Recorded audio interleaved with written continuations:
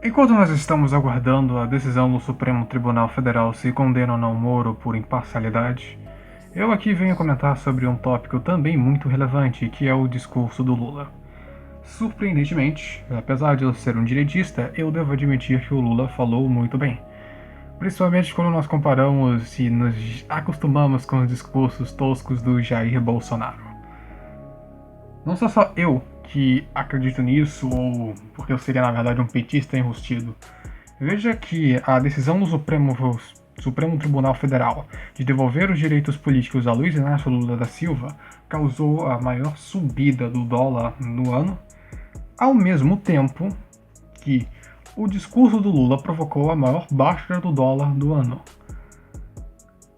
Não é só um discurso mal feito, e aqui eu destaco uma característica dele, que é que o Lula fala para todo mundo. O Lula não fala especificamente para um grupo ou para um lado da esquerda, como nós já nos acostumamos com o que chamamos de nova política. O Lula não é como se fosse um influencer querendo conversar com a galerinha das suas ideias. Não, ele vai além, que é o até mais tradicional, vamos dizer, dentro da esquerda. Se nós pegarmos aquele diagrama político que todo mundo já está acostumado, vamos ver que o Lula, primeiro, ele tem um discurso para agradar a esquerda do primeiro mundo, ou seja, a galera mais identitária. Ele defende o relativismo moral como uma melhor maneira de convivência da sociedade. Afinal, todo mundo faz o que quiser, todo mundo vai ficar feliz. Da mesma maneira como ele tenta agradar a esquerda do segundo mundo, a esquerda mais socialista, ele tem um discurso bem ferrenho sobre a intervenção do Estado. Ele tem um discurso bem ferrenho sobre o papel do sindicato, sobre a luta dos trabalhadores. Ao mesmo tempo, e agora talvez surpreendente, ele tem um discurso mais keynesiano, o que volta à ideia do Lulinha paz e amor dos anos 2000, e principalmente pode pegar o eleitorado do Ciro Gomes. Agora ele também tem um discursinho mais liberal. E veja, eu não acredito que um eleitor do Novo vai de alguma forma votar no Lula. Mas eu acredito que talvez algum empresário que esteja desapontado com o governo Bolsonaro possa ver no Lula alguma oportunidade. Afinal, ele também tem discurso sim para a importância dos empresários, o que é algo até surpreendente, algo que não esperava ver do Lula. Assim como ele também defende pautas conservadoras.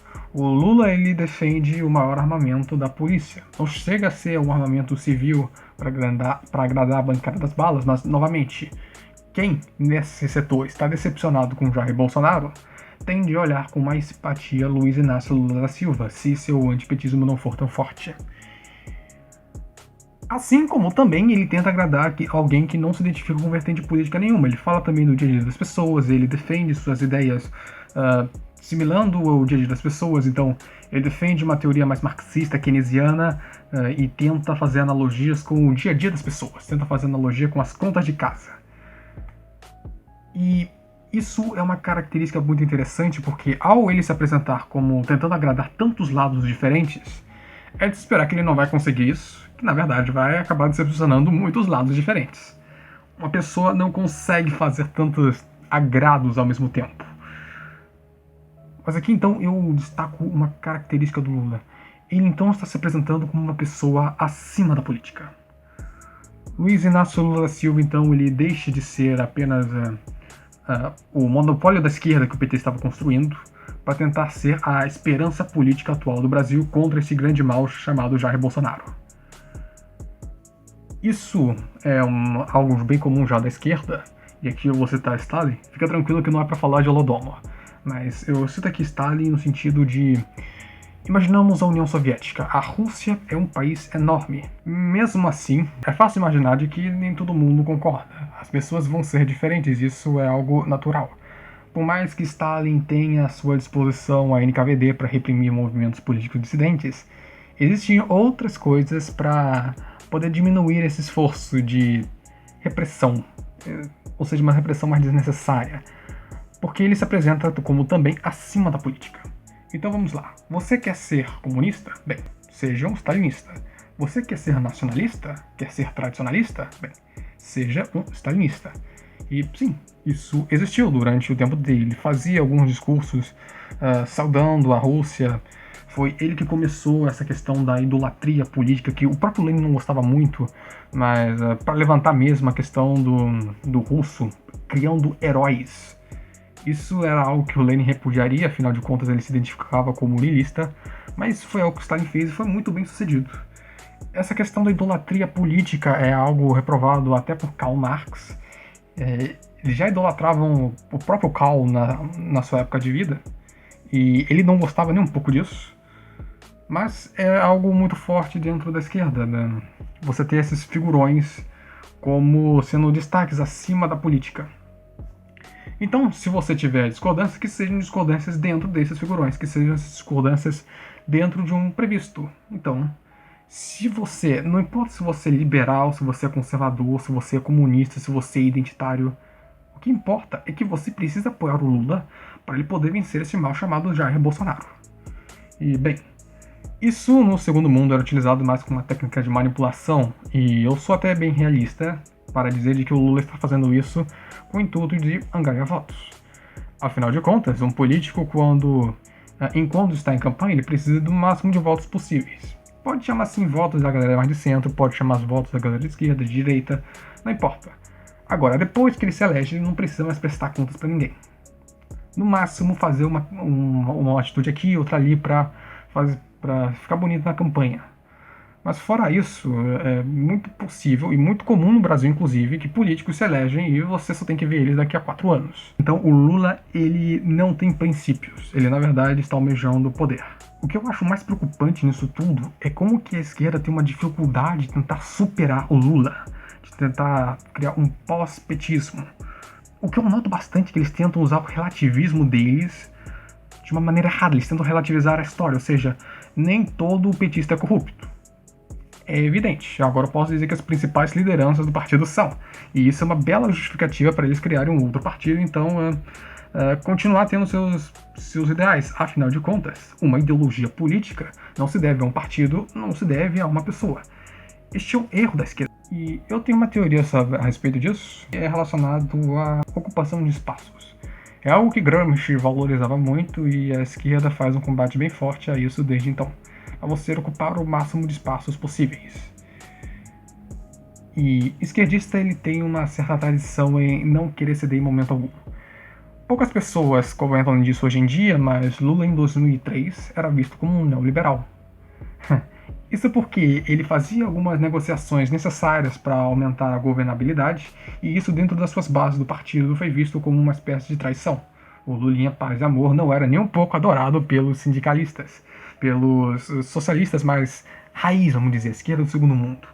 Mas eles vão ficar defendendo o Lula porque o Lula representa um espaço muito grande na esquerda, mesmo nos dias de hoje, e essa perda de espaço, mesmo inclusive tendo em vista que temos um presidente, entre aspas, direitista, como Jair Bolsonaro, fascista, racista e qualquer outro isca que eles gostam de inventar pra cima dele, é sim necessário fazer essa espécie de frente ampla, é sim necessário fazer esse voto de confiança ao PT.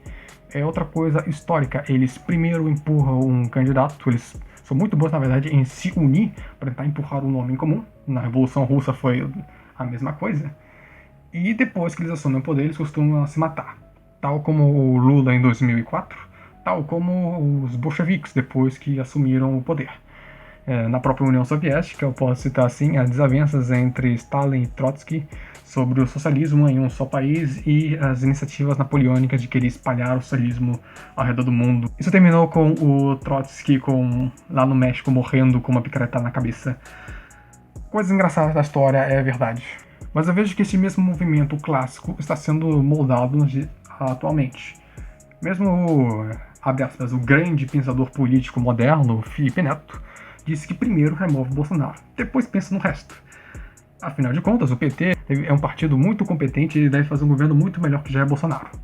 Eu vou até entrar nisso daqui a pouco, mas antes eu gostaria de comentar a respeito do seguinte. A principal razão para não defender o PT, para ser antipetista, é a questão da alternância de poder. Isso é uma coisa que quando um direitista assume, é o que a esquerda mais gosta de comentar.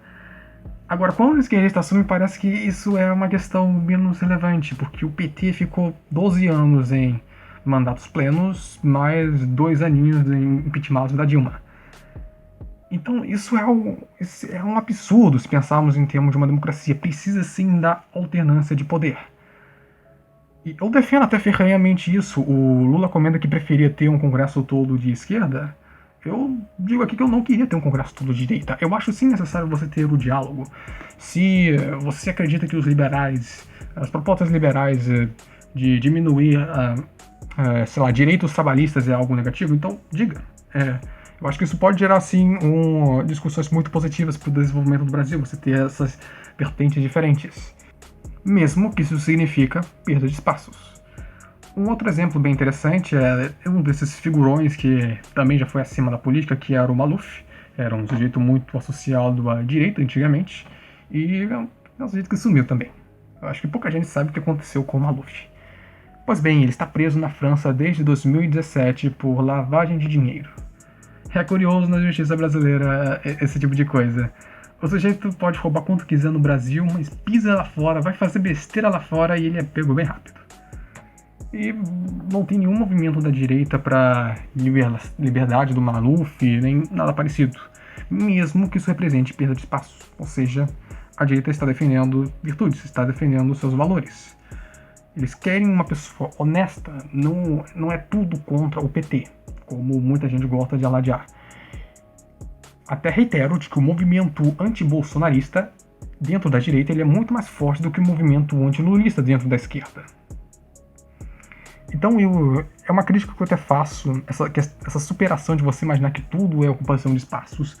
Porque tudo bem, vocês podem se unir para botar um nome lá na frente, mas isso não significa que esse sujeito de esquerda que vocês estão promovendo vai ser alguém bom. Às vezes vocês só podem piorar de outras maneiras. E aqui eu vou chegar agora na questão sobre se o PT no poder estaria sendo melhor. É um argumento bem comum utilizado da esquerda, de que não deveria ter impeachment da Dilma, de que se o Haddad tivesse ganhado, o Brasil estaria com menos mortes. Inclusive o Maurício Ricardo, que é youtuber de esquerda, uma vez ele tinha comentado de que se arrependeu de votar em nulo e que deveria ter votado no Haddad contra o Bolsonaro. O problema desse tipo de afirmação é nós imaginarmos que os bolsonaristas vão ficar parados numa gaveta observando os fatos se desenrolarem e não vão comentar nada. Quando na verdade é muito diferente. Vamos concordar que a pandemia viria de qualquer jeito. Vamos concordar também que recesso econômico viria de qualquer jeito. Agora, vamos também concordar de que eles continuariam com seus grupos, continuariam com o gabinete do ódio, continuariam com o Olavo de Carvalho ainda daria suas aulas. E principalmente as teses que hoje eles defendem, que parecem muito ridículas, né? Você que tentar associar governadores a ditadores, poderia se encaixar muito bem com o PT. Poderia se encaixar muito bem com o governo Haddad. Afinal de contas, o Olavo de Carvalho já falava de uma ditadura comunista já há muito tempo. E essa talvez poderia ser a melhor oportunidade deles. Então, você juntando isso com o descontentamento natural das pessoas pelo péssimo estado da economia, olha só pra Argentina, cara. É um excelente test drive. E eu posso dizer que, na verdade, o bolsonarismo estaria mais forte do que nunca. O bolsonarismo estaria mais forte do que nunca. E talvez eu ainda continuaria apoiando o Jair Bolsonaro. Veja só que coisa curiosa. Eu acredito que o problema não é nem que o Jair Bolsonaro assumiu. Eu acho que o problema é a dificuldade de fazer ele sair. Enfim, se você gostou desse vídeo, dê like, se inscreve. Meu nome é Vargo, com esse vídeo é isso e tchau.